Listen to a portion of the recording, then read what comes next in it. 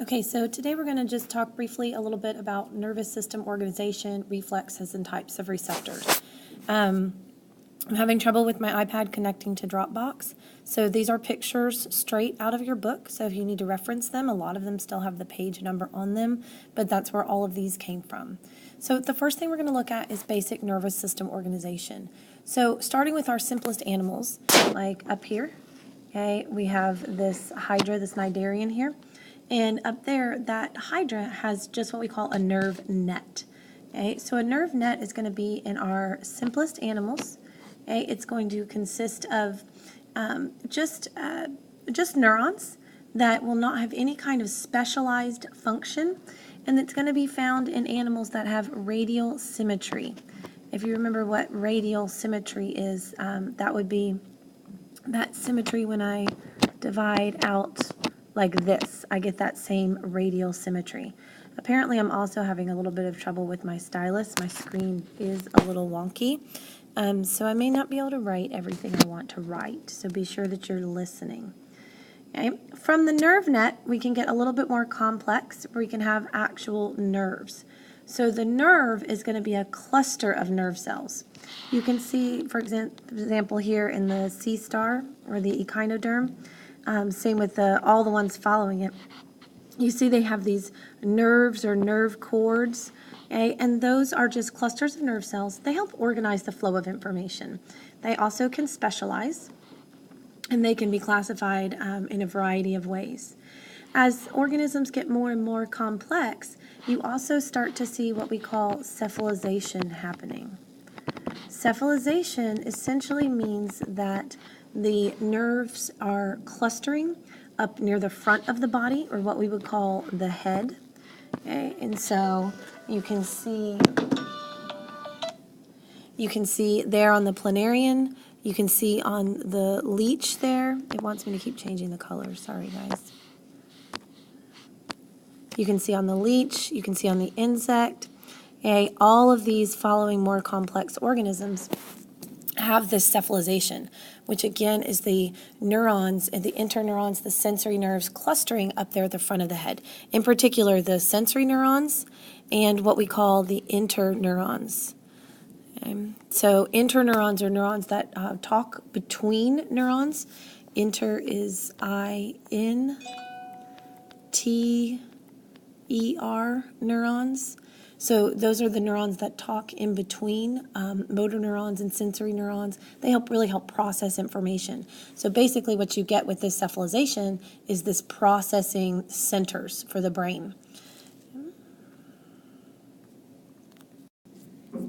So you can see here in the human example that we have the cephalization occurring, okay, the clustering there of the sensory neurons and the interneurons there.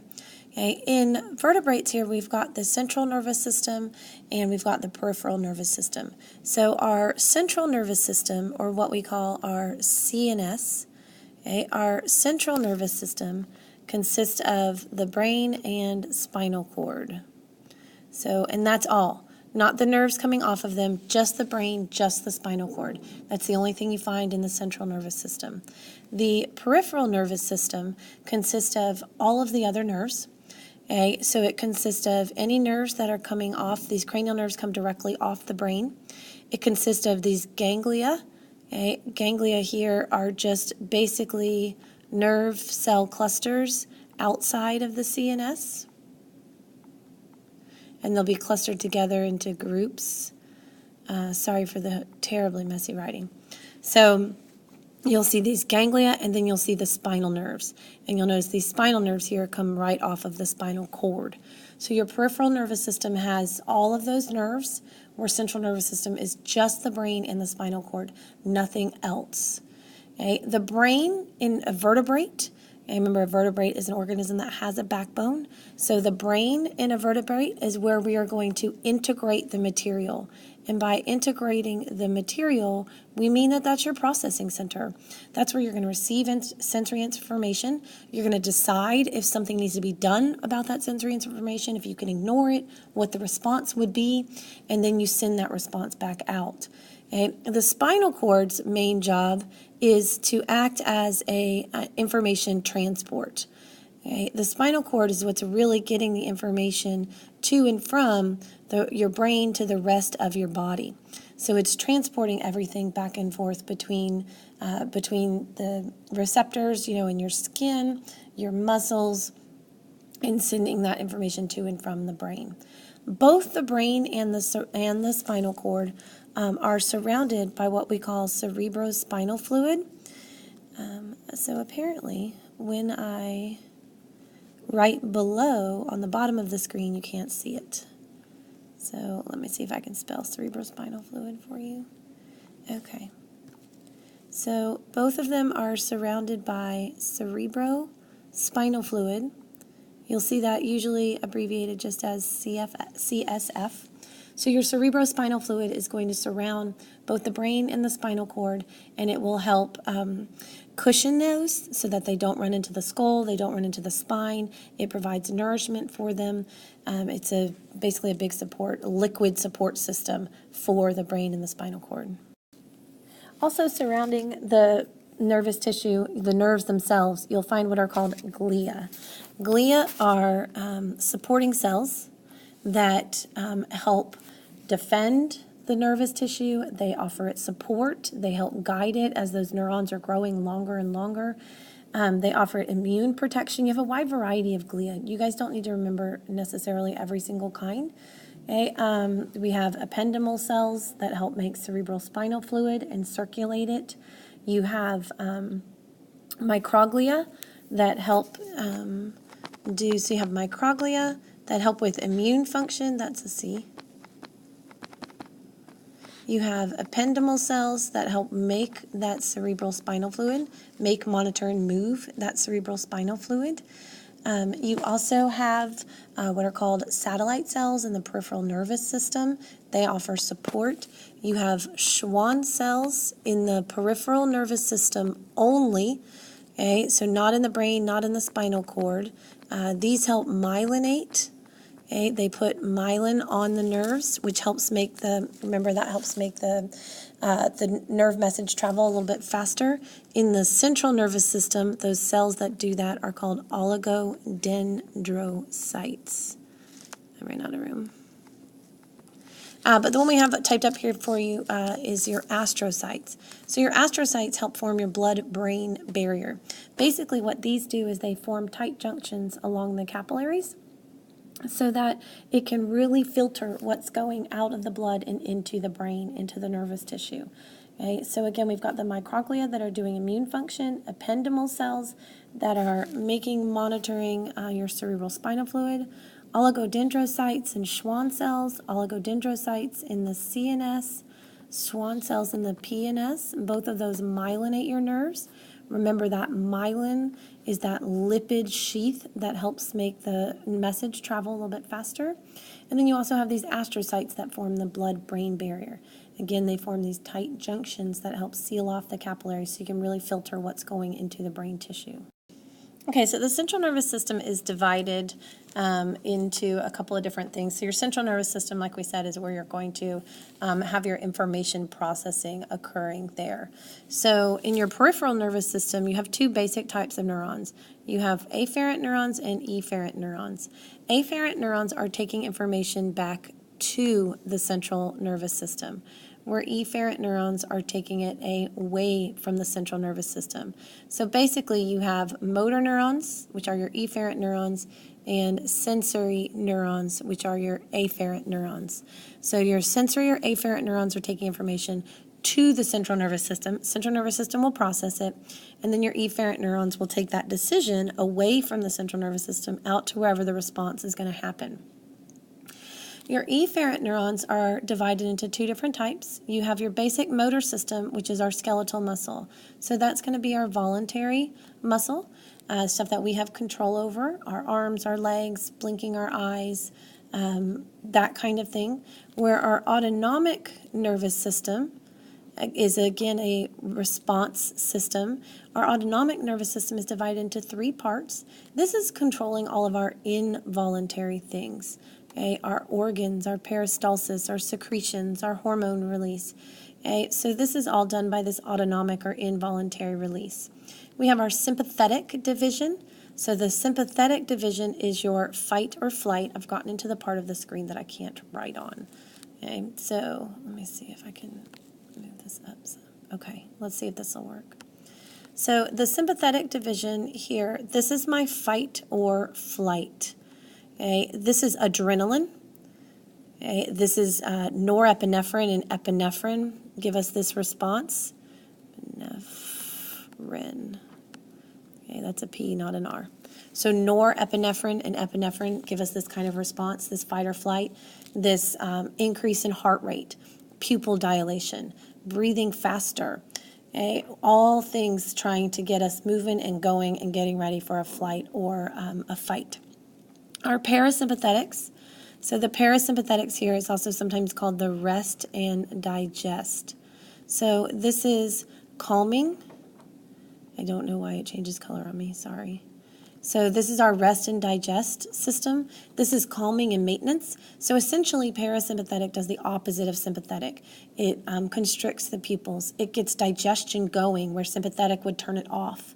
Okay? This is the system that's active when you are needing to go to the restroom because that stuff gets turned off when the sympathetic division is going. It would slow your heart rate down, lower blood pressure. Okay? And the last one here, this enteric division, the enteric division basically is digestive. Okay? It's the digestive tract, the gallbladder, the pancreas. It helps move the food along. It helps secrete the enzymes and such that we need to have to help us digest our food. Okay, so let's take a look at our reflexes then. We're going to use this picture as much as we can since I'm having trouble writing on it. Okay, so reflexes are essentially automatic responses.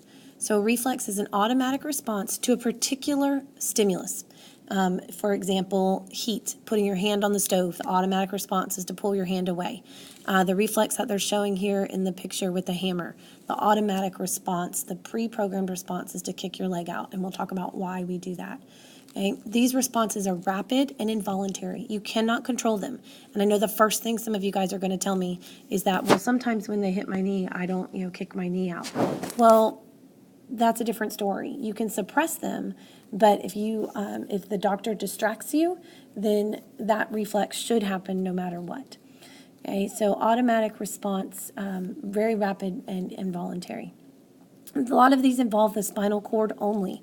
They involve the spinal cord only because it makes it so the information doesn't have to travel all the way up to the brain, get processed in the brain, and come all the way back down. So it makes it much faster. Okay, since they only involve the spinal cord. So your reflex has 6 basic parts. Okay, so the first thing I've got to have is some kind of stimulus. So as we follow through on this picture, this hammer here, this is my stimulus. Hitting that patellar tendon there is my stimulus. If we were talking about the stove reflex, touching the heat would be the stimulus. Okay? And then we have to have receptors that are going to actually receive that stimulus. So I've got receptors, in this particular example here, I've got receptors here that are in the muscle that notice that the muscle got stretched. If we over-exaggerate this, when we hit this hammer on this tendon goes in very deep like that, which ends up stretching this whole quadricep muscle, which in your body's mind means that you're about to tear that muscle, and we need to protect that muscle. And the way to protect that muscle from getting overstretched would be to make that muscle get shorter, which is the kicking of the leg out. So there's receptors in the muscle that are monitoring that stretch. And so those receptors receive that stretch information. And then they send that information along your sensory neurons. Remember, your sensory neurons are your afferent neurons. So you've got this information headed back to the central nervous system here along these sensory neurons, along these afferent neurons. When it gets into the brain, when it gets into the spinal cord, you're going to have some interneurons that may need to process that information. The fact that it's being overstretched and send out the signal to contract the muscle to shorten it. Okay, so then you've got your motor neurons that are going to actually carry out the response. So here's your motor or your efferent neurons carrying the information back away from the central nervous system. Remember, these are my efferent neurons while these are my afferent neurons. These motor neurons take the information back to the muscle, and the muscle acts as what we call our effector. And the effector is whoever's going to actually carry out the response.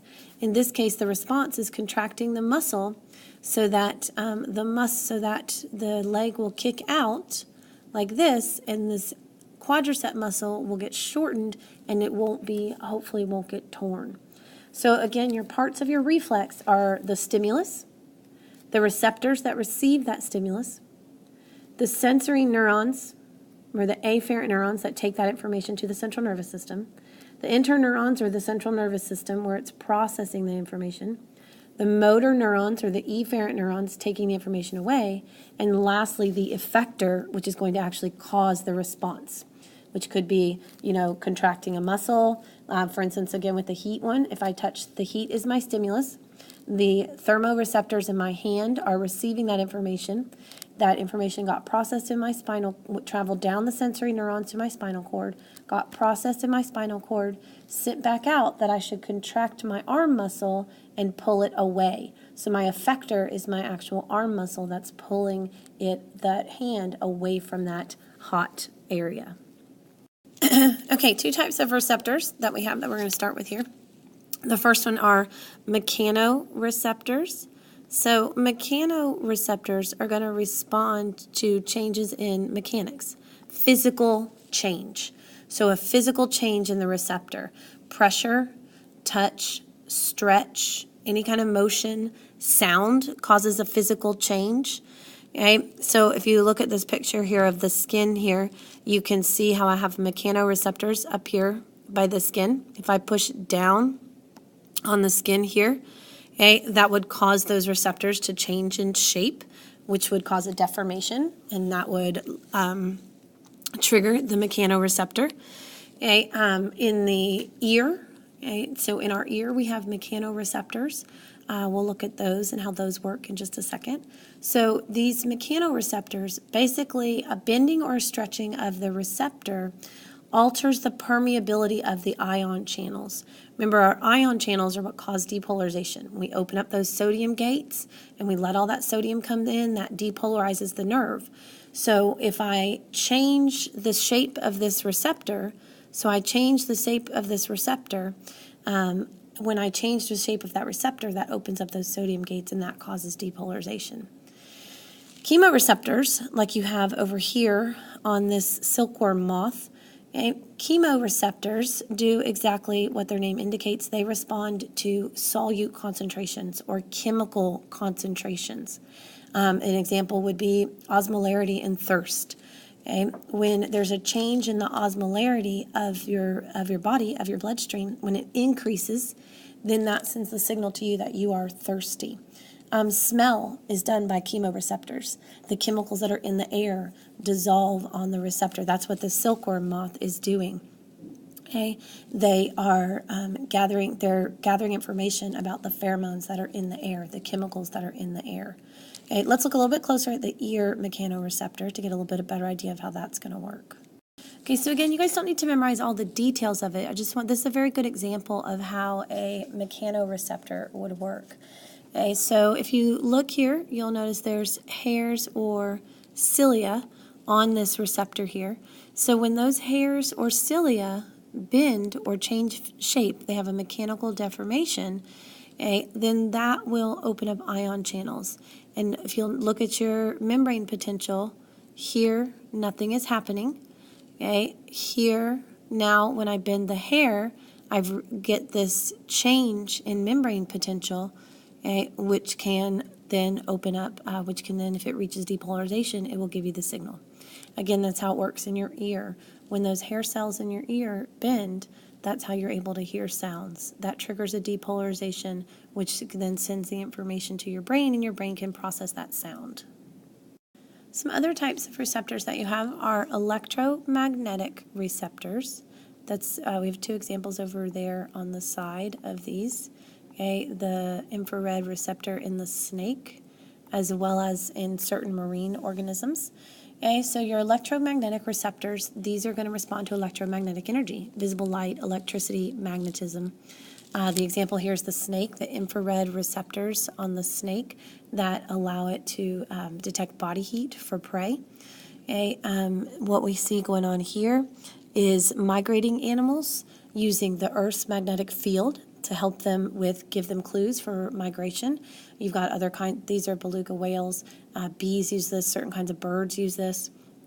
You also have some marine creatures, some fish, give off electrical currents, and so other organisms can track those electrical currents to use those fish as prey. Okay. We also have what are called thermoreceptors. Thermoreceptors respond, that's an H, come on. Thermoreceptors respond to temperature, so heat and cold. We have lots of these in our skin to help us respond to heat and cold. You also have what are called nociceptors. Nociceptors are pain receptors. Okay? These help us respond to pain, toxic environment, noxious chemicals, so that we know that we need to leave and we need to get out of that area, and that area is not good for us. Our final kind of receptor that we're going to talk about here is what's called a photoreceptor. So a photoreceptor is going to respond to light. Okay, so photoreceptors respond to light. They contain light-absorbing pigments. And you can have various degrees of sophistication with photoreceptors.